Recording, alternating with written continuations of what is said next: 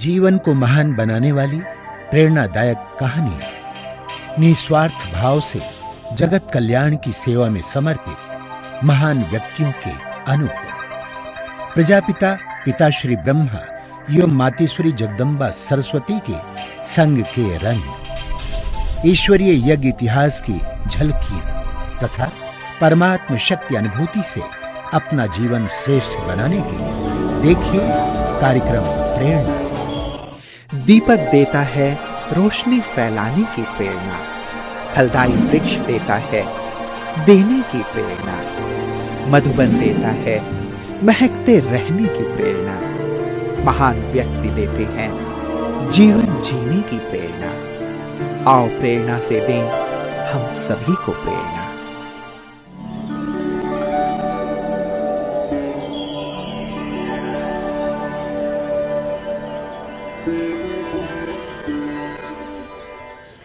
नमस्कार, आइए प्रेरणा कार्यक्रम में आपका हार्दिक स्वागत है। साथियों, इस कार्यक्रम में हम आपकी मुलाकात कराते हैं ऐसी प्रेरणादायी हस्तियों से जिनका संपूर्ण व्यक्तित्व निस्वार्थ सेवा करने और जीवन को दिव्य बनाने की प्रेरणा देता है।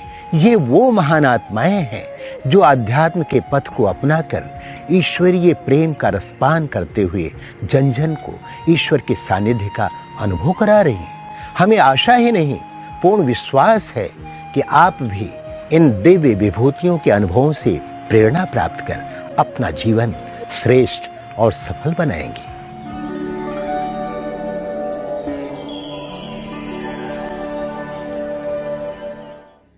भारत के हरियाणा राज्य के दक्षिण पूर्व में स्थित फरीदाबाद जिले का एक शहर है वल्लभगढ़। वल्लभगढ़ में एक जाट रियासत थी जिसकी स्थापना बलराम सिंह ने की। उनके नाम से ही शहर का नाम वल्लभगढ़ रखा गया। वल्लभगढ़ के ब्रह्मा कुमारी ईश्वरीय विश्वविद्यालय की मुख्य संचालिका के रूप में आदरणीय सुदेश दीदी जी निमित्त है। दीदी जी का जन्म 1955 में फरीदाबाद के एक व्यापारी परिवार में हुआ। बचपन से ही आप कला प्रेमी और रचनात्मक रही। आप स्नेही, कर्मठ, आज्ञाकारी, ईमानदारी आदि गुणों से भरपूर देवात्मा हैं। सत्य की खोज में आपको 1972 में ईश्वरीय ज्ञान की प्राप्ति हुई और 1974 में पहली बार आप संस्था के मुख्यालय माउंट आबू में ईश्वरीय मिलन मनाकर आध्यात्मिक शक्तियों से भरपूर हुए। मधुबन में अलौकिक शक्तियों से भरपूर होकर तुरंत ही आपने अपना जीवन प्रभु समर्पित कर दिया।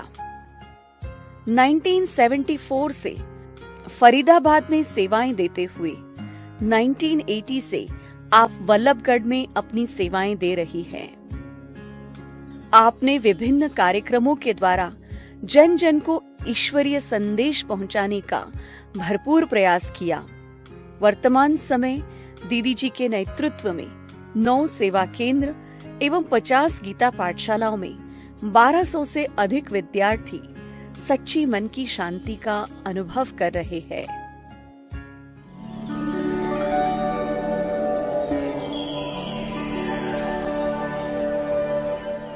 बचपन से ही भक्ति भाव के अंदर ज्यादा रस था। मंदिर जाना, पूजा करना मुझे बहुत अच्छा लगता था। धीरे धीरे क्या हुआ कि मैं हर समय अपनी माता जी से एक शब्द कहा करती थी कि दुनिया की गृहस्थी को देख करके मैं ऐसा ग्रस्त जीवन नहीं बनाऊंगी, मैं शादी नहीं करूंगी। तो माता जी कहते थे ऐसे तो हर लड़की कहती है और आप भी उसी तरह से कह रहे हैं और आखिर देखना एक दिन आप भी ऐसे ही करोगे। लेकिन मैं कहा करती थी नहीं, मैं ऐसा नहीं करूंगी। तो उन्होंने कहा फिर आप क्या करोगी? हमारे स्कूल की एक टीचर थी तो वो शादी नहीं की थी उन्होंने। तो मैंने कहा वो मैडम भी तो है ना, उन्होंने भी तो शादी नहीं की और अपने जीवन को चला रही हैं। तो कहा वो तो बीमार है। तो मैंने कहा अच्छा कोई बात नहीं, नर्स बन जाऊंगी, नर्स बन के मैं दुनिया की सेवा करूंगी। मुझे सेवा करनी है, लेकिन मुझे उस दुनिया में नहीं जाना है। तो मुझे कहा कि आपको पता है नर्स का जीवन कितना गंदा होता है, क्या आप वैसे काम कर लोगी? तो मुझे वो भी पसंद नहीं आया। तो हमारे पड़ोस में आनंदपुर कुटिया होती थी, वहाँ भी ऐसे ही बहनें समर्पित होकर के रहती थी अकेली। तो मैंने कहा मैं भी इनकी तरह सत्संग किया करूँगी और अपने समर्पित जीवन को जीऊँगी। समय बदलता गया, आगे बढ़ता गया। आखिर क्या हुआ, हाई स्कूल के बाद एक बारी मंदिर में हमारे सामने सत्संग चल रहा था और मैं स्कूल से वापस आई थी।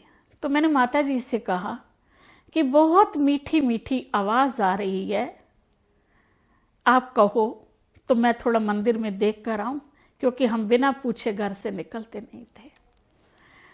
तो हमारे पड़ोस घर में कुछ एक लेडीज आई हुई थी, क्योंकि किसी रिलेटिव ने शरीर छोड़ा था, माता जी के कारण आई हुई थी। माता जी ने कहा पहले इनको आप थोड़ा सा चाय वगैरह पिला दो, उसके बाद जाना।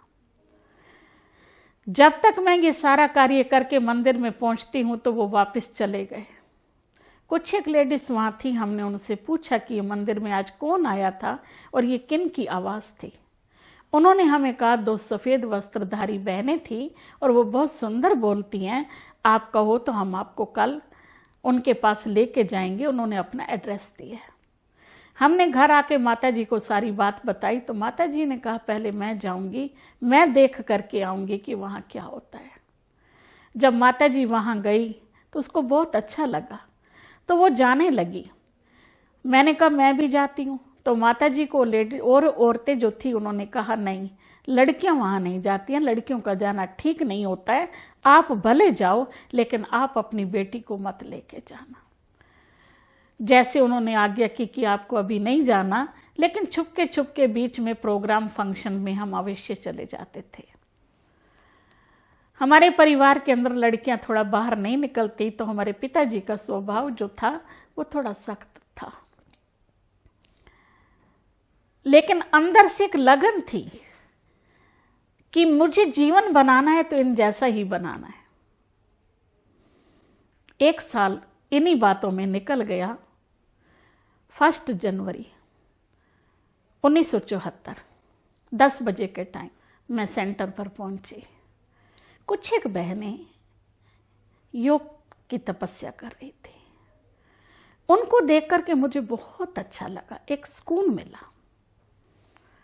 मैंने पूछा बहन जी से कि ये आप क्या कर रही हैं? कहा ये भगवान को याद कर रही हैं। अब थोड़ा बहुत मुझे शिव बाबा के बारे में मालूम था, लेकिन इतना ज्यादा नहीं मालूम था। मैंने कहा क्या ऐसा बैठने से भगवान मिल जाता है? कहा अगर आप भी सवेरे 4 बजे उठ के बैठेंगे तो आपको भी शिव बाबा मिल जाएंगे। मैंने कहा आपने कहा तो ठीक है, लेकिन सवेरे 4 बजे ये थोड़ा मुश्किल लगता है। खैर कोई बात नहीं, उस दिन 1-2 घंटे बिता करके हम घर आ गए। रात को जब मैं सोई तो मैंने कहा चलो ठीक है, आज बाबा से कह देते हैं कि बाबा आप मुझे सुबह 4 बजे उठाना। अचानक आधी रात, जो जिंदगी में कभी नहीं उठा, और ऐसे लगा किसी ने मेरी खटिया हिलाई हो। मैं उठी, मैंने कहा अभी तो रात है। डर के मारे लाइट नहीं जला सकते थे क्योंकि पिताजी सोए हुए थे। उस समय एक ही कमरा हुआ करता था सोने करने का। मैं सो गई। दूसरे दिन मैं घड़ी बांध के सोई और मैं बाबा से कहती थी कि बाबा आज मुझे आप 4 बजे उठाना, मैं देखती हूँ आप मुझे उठाते या नहीं उठाते। देखा तो 4 बजे। खैर 2-4 दिन जैसे कोई किसी की परीक्षा लेता है, मैं कभी कहती थी कि आप 2 मिनट पहले उठाना, कभी कहती थी 3 मिनट बाद में उठाना। इसी तरह करते करते मेरे को ये विश्वास हो गया कि वाकई जो कभी जिंदगी में सवेरे नहीं उठा और जितना समय मैं कहती हूँ उसी समय मुझे उठाया जा रहा है, तो ये ऑलमाइटी बाबा का ही काम है। मेरी ज्ञान और योग के अंदर बहुत रुचि होती थी। उस समय फरीदाबाद में क्लास सवेरे 5 बजे चलती थी और मेरी इतनी लगन हुआ करती थी कि मैं 2:30 बजे 3-3 बजे नहा धो करके उल्टे सीधे कपड़े पहन करके मैं सेंटर के लिए पहुंच जाती थी। कई बार दरवाजे खटखटाती थी, बहनें कहती अभी तो 2:30 बजे हैं। कई बार रास्ते में चौकीदार मिलते थे, कहाँ जा रही हो? मैंने कहा सत्संग में जा रही हूँ। ये सत्संग का टाइम है, अभी तो 2:30 बजे हैं। इतना भी इंतज़ार नहीं करते थे कि माता जी भी ज्ञान में चलते थे कि ये तैयार हो जाएं तो हम दोनों इकट्ठे हो चले जाएं। नहीं, होड़ थी कि योग में पहले मैं पहुंचूंगी, उनकी थी कि पहले मैं पहुंचूंगी। तो ज्ञान और योग से हमारा बहुत ही ज़्यादा लगाव था। रात रात को मैं छत पे चढ़ जाया करती थी और बाबा से बातें किया करती थी, आकाश के सितारे देखा करती थी, और जो सितारा सबसे तीखा होता था मैं कहती ये मेरे बाबा बैठे हैं, और मैं बाबा से बातें करती थी। मैंने साकार को नहीं देखा। मेरे अंदर एक बहुत खटकता था कि तू 3-4 साल पहले क्यों नहीं आई है। सब साकार के इतने सुंदर सुंदर अनुभव कर सुनाते हैं और मैंने साकार को नहीं देखा। जब मैं 1974 में रेगुलर हुई, 2 मास के बाद ही मैं मधुबन बाबा से मिलने के लिए गई। वहां जब मैं जाती हूं तो मुझे हर जगह साकार नजर आता है। झोपड़ी में देखती हूं तो वही बाबा बैठा है और मुझे इशारा करके बुला रहा है। कमरे में देखती हूं तो बाबा बुला रहा है। कभी वो अंगूर की बेल के नीचे है। एक बार पहाड़ी के पास गए तो झूला लगा हुआ था और झूले पर बाबा बैठे हुए हैं और मैं भी चुपके से जाकर के बाबा के साथ बैठ जाती हूँ। मधुबन को देखूं अपने ही ख्वाबों में, मधुबन को देखूं अपने ही ख्वाबों में, मधुबन में प्यारे बाबा को, मधुबन में प्यारे बाबा को देखूं अपने ही ख्वाबों में। मधुबन को देखूं अपने ही ख्वाबों में,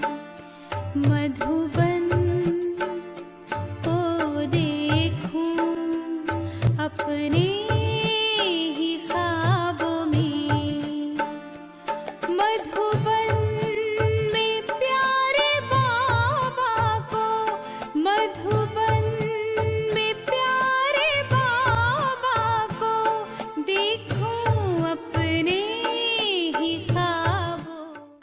1974 में ही पहली बार मैं बाबा से मिलने के लिए गई। उतरते ही सबसे पहले तो मुझे ऐसे लगा कि ये सारा दृश्य मैंने देखा हुआ है। मैं यहाँ आई हुई हूँ, क्योंकि बस पर चढ़कर मुझे बहुत वॉमिटिंग हुई थी। तो किसी बहन को मेरे साथ बहन जी ने भेजा कि इसको चाय पिला दो। मैंने कहा नहीं, मैं आप पे चली जाऊंगी। कहा आप पे कहाँ जाऊंगी? मैंने कहा ये सब मैंने देख रखा है। मैं अपने आप गई, वहां पर देखा। बाबा से मिले शाम को। बाबा ने मुझे देख करके कहा कुमारी हो ना? बस मेरी आंखों से अश्रु गिर रहे थे और मैं स्नेह से बाबा को निहार रही थी, कुछ बोल नहीं रही थी। मैंने कहा, मेरे साथ शुक्ला बहन बैठी थी। बाबा ने कहा तुम जैसी कुमारियों को तो सेवा में जुट जाना चाहिए। तो मेरे साथ जो बहन जी थी उन्होंने कहा बाबा लक्ष्य तो इनका है लेकिन इनको बंधन है। बाबा ने कहा बच्ची, जहां लक्ष्य है वहां बंधन नहीं है। दीदी मनमोहिनी ने भी दिन में यही कहा, अरे आप जैसी बालकियों को तो सेवा में लगना चाहिए। मैंने देखा बाबा ने भी मुझे यही कहा, दीदी भी मुझे बार बार यही कह रही है। एक तरफ ये देखती थी, एक तरफ लौकिक पिता जब याद आते थे तो मैं कहती थी उनसे मैं निकलूंगी कैसे। एक पावरफुल संकल्प आया, मुझे कहा किसने है, ऑलमाइटी बाबा ने। मैं सीधा ही सेंटर जाऊंगी। मैं वापस सेंटर आई। 3 दिन मैं लौके घर नहीं गई। चौथे दिन मैंने कहा जाके देखूं तो सही क्या बात है। बाबा के कमरे में पहले गई। बाबा, मैं लौके घर जा रही हूं, पर एक बात का ध्यान रखना, मैंने कभी जिंदगी में डांट नहीं खाई। अगर आज पिताजी ने कुछ मेरे को डांट दिया तो सोचना आना मेरा मुश्किल होगा। अगर आपने मुझे सेवा के लिए कहा है, मैंने तो नहीं कहा। इस संकल्प को लेकर के मैं आ गई घर। दूर से ही मेरे पिताजी मुझे गेट में नजर आए और एकदम मेरा पसीना छूट गया। तो मैं कहती हूं, बाबा आजा आगे। और एकदम मैं क्या देखती हूं कि ब्रह्मा बाबा मेरे आगे आगे चल रहे हैं और मेरी जो दिल की धड़कन तेज हुई थी वो बिल्कुल स्लो हो गई। मैं बिल्कुल शांत हो गई और बाबा मेरे साथ चल रहे हैं। पिताजी मुझे देख करके रुक गए। आ गई हो? मैं कहा हाँ जी। कब आई हो? मैंने कहा 3 दिन हो गए। कहाँ थी? सेंटर पर थी। कुछ नहीं कहा। मैं घर गई। शाम को फिर वापस आ गई। वो दिन और आज दिन मैं ऐसे निकली हूं जैसे मक्खन से बाल। भले हमारे परिवार में लड़कियों का बाहर निकलना मना था। पिताजी माताजी को कह देते थे कि इसको रोक दे। मैं कहती थी आप उनसे ये कहिए कि मेरे से बात करें। अगर वो मुझे रोकने के लिए कहेंगे तो मैं रुक जाऊंगी। पर उनकी कभी ये हिम्मत नहीं पड़ी कि वो मेरे को कह देते कि आप रुक जाओ। नहीं, क्योंकि मेरा योग के अंदर विशेष था। –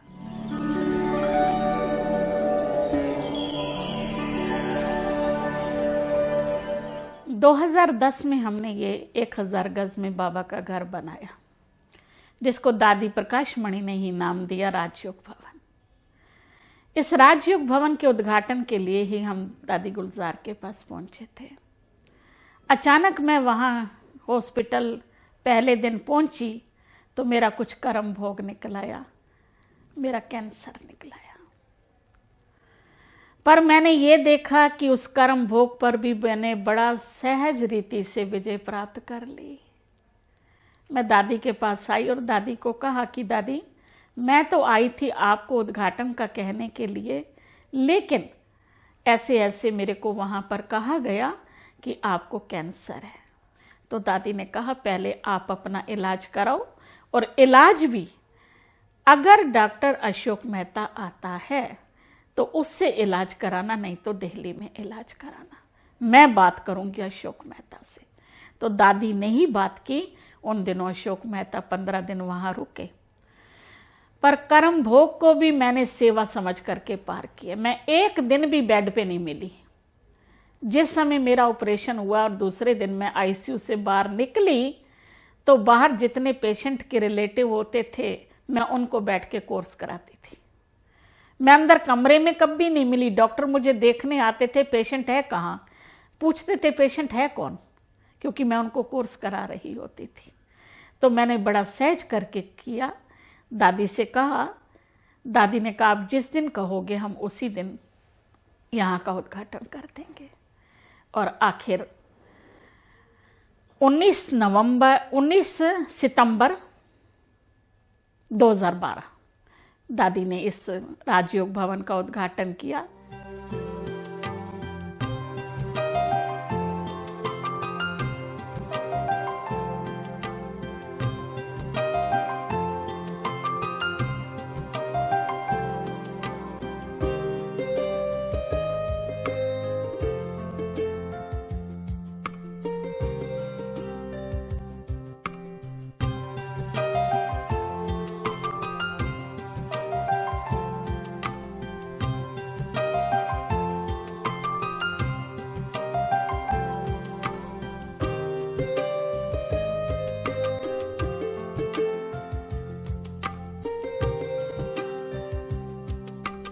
विशेष लक्ष्य रखा है, एक आदर्श ब्रह्मा कुमारी बन करके दिखाऊंगी।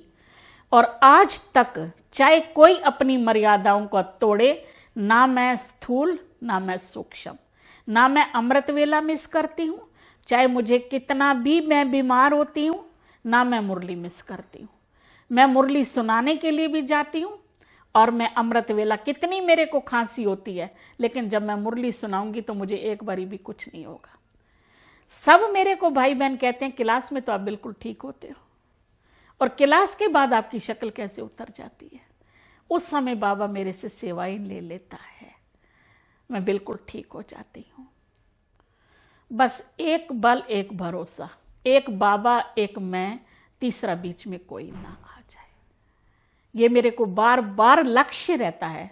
मैं मन के अंदर और कुछ नहीं, बस सदैव बाबा को ही याद करती रहती हूँ, क्योंकि मैं ये देखती हूँ एक तो कर्म भोग मेरा ज्यादा है, और पता है मुझे कि कर्म भोग को कर्म योग से ही विजय प्राप्त की जा सकती है, उसका दूसरा कोई साधन नहीं है। और बाबा की याद होने से मैं एकदम हल्केपन का महसूस करती हूँ।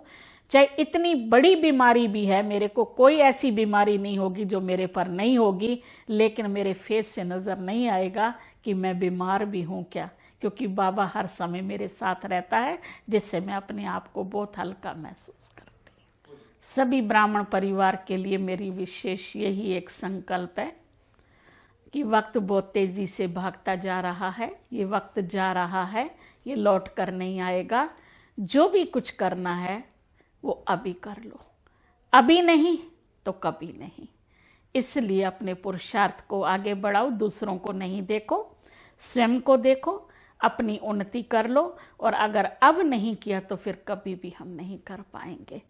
अपना भी भला और सर्व का भला, सबके प्रति एक रहम की दृष्टि, स्नेह की दृष्टि और प्यार भरी दृष्टि रखो, क्योंकि जो हम दूसरों के प्रति रखते हैं वो पहले हमारी अपनी स्वतः ही होती है। हम हर मास के अंदर विशेष हमने एक दिन ऐसा रखा हुआ है।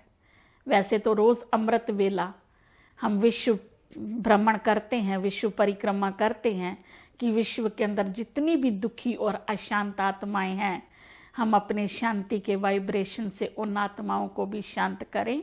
लेकिन मास के अंदर विशेष सामूहिक योग भी हम लोगों ने रखा है, टीचर्स का अलग और भाई बहनों का अलग। वो खास उन आत्माओं के लिए है जो दुखी और अशांत आत्माएं आज घूम रही हैं, क्योंकि जिसके पास जो चीज़ होती है वो वही देता है। हमारे पास शांति है, शक्ति है, प्यार है, नम्रता है, दया है। तो जो गुण बाबा ने हमारे अंदर भरपूर किए हैं, तो हम सूक्ष्म में उन चीज़ों का सहयोग अपने सर्व, ये भी हमारा परिवार है, वसुदेव कुटुंबकम है, तो ये हमारा ही परिवार है। तो सूक्ष्म में इन आत्माओं के प्रति हम रोज संकल्प करते हैं।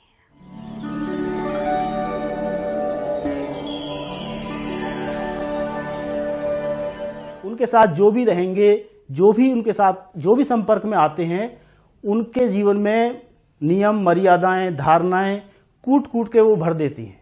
कभी भी वो किसी तरह का लूज टॉक, वो सब उनको पसंद नहीं आता। उनकी ईमानदारी और उनकी सच्चाई ने हमेशा मुझे आगे बढ़ने की प्रेरणा दी है। जब मैं इस ईश्वरीय जीवन में आई तो उम्र से बहुत छोटी थी।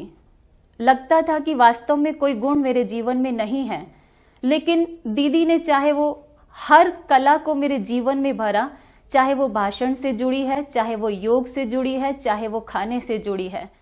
ज्ञान में बहुत सी बातें आती हैं, लेकिन दीदी कोई भी परिस्थिति होती है उस परिस्थिति को बहुत ही सहज रीति से हल कर देते हैं, और उसको शिक्षा इस प्रकार से देते कि वो बुरा भी नहीं लगता और हमारे जीवन में वो एक धारणा बन जाती है।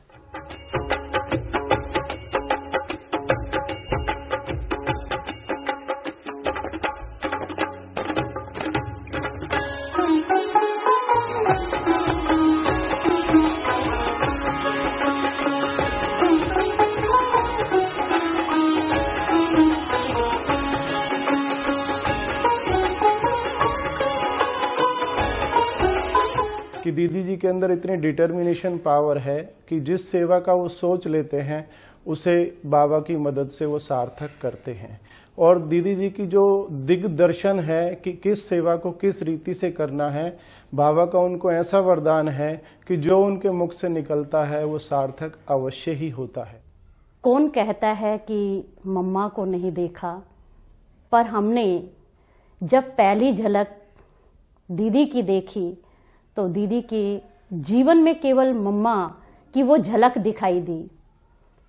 आज इस ईश्वरीय ज्ञान में आगे बढ़ाने का आधार सबसे ज़्यादा दीदी का रहा। और बहुत सारी चीज़ें मैंने दीदी से सीखी हैं। सदैव उनका आशीष स्नेह मुझे मिलता रहा है और मैं उन्हीं की योगदान से, उनकी सोच से बहुत कुछ मैंने सीखा है और अपने जीवन में बहुत कुछ मैंने ग्रहण किया है और अपने जीवन में मैंने इम्प्लीमेंट भी किया है उसको।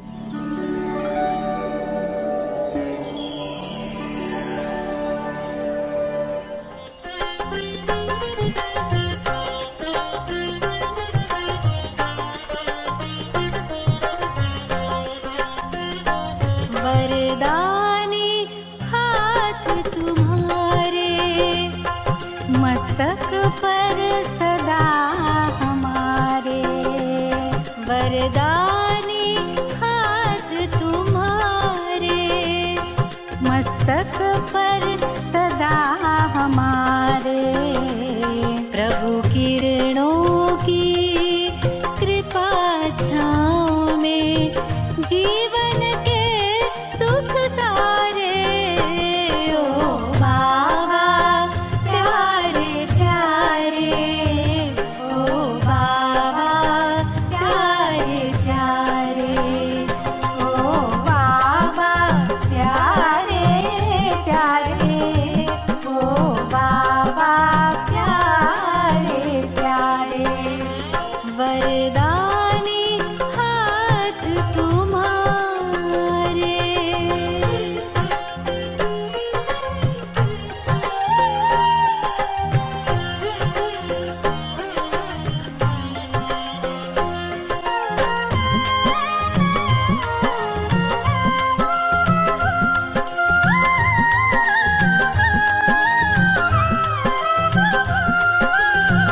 देह और दुनिया भूले हैं, खुशियों के झूले झूले हैं। देह और दुनिया भूले हैं, खुशियों के झूले झूले हैं। साथ में अपने लेके चले यादों के उड़न खटोले हैं। रूह की राहत, दिल की चाहत,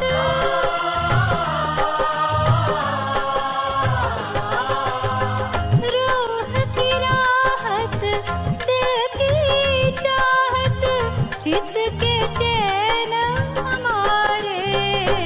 ओ बाबा प्यारे प्यारे, ओ बाबा प्यारे प्यारे, ओ बाबा प्यारे प्यारे, ओ बाबा प्यारे प्यारे।